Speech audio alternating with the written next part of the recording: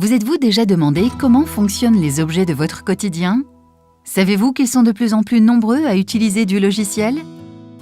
En anglais, on parle de software, un mot connu de tous mais pas forcément compris. En fait, le software est tout simplement un moyen informatique qui donne accès à un service. Le service est l'aspect extérieur. Au cœur du software, il y a des milliers de lignes de code. Et le code est partout. Le matin, quand vous prenez votre café au bureau. Le midi, quand vous appelez votre banquier. Le soir, quand vous revenez chez vous en voiture, en train, en métro.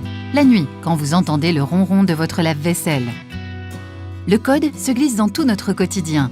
Il nous entoure et nous embarque vers le futur. Marc Andreessen, concepteur du premier navigateur Internet, l'avait prédit. « Software is eating the world », c'est-à-dire « le logiciel est en train de dévorer le monde ». Inquiétant? Attirant?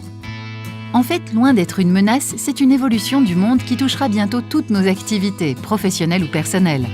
Il suffit d'en prendre conscience pour s'apercevoir que c'est simple, souvent ludique, mais aussi fédérateur, car l'entraide et le partage sont des valeurs fortes dans le monde logiciel. Un petit déclic de curiosité, les encouragements de nos collègues avertis, et bientôt le software n'aura plus de secret pour nous. Comment le monde a-t-il pu évoluer ainsi? Ce sont souvent des startups qui ont impulsé la tendance et aujourd'hui les grandes entreprises, dont Orange, font partie du mouvement. Tous lancent sur le marché des innovations pour proposer de nouveaux services, pour être plus efficaces, pour transformer les usages et les relations aux clients, et tout cela grâce au logiciel.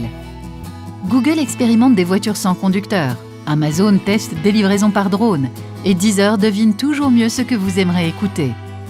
Évidemment, Orange n'a pas attendu et embarque du code depuis longtemps dans des domaines de plus en plus diversifiés, tels que la Livebox, la TV, la santé, la banque et même les réseaux, car ces éléments, connus jusqu'alors comme des éléments matériels, deviennent de plus en plus logiciels.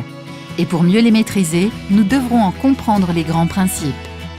Et au-delà du réseau, le software fournit à Orange des atouts de plus en plus forts pour faire face aux changements du marché et toujours mieux répondre à nos clients en proposant de nouveaux services.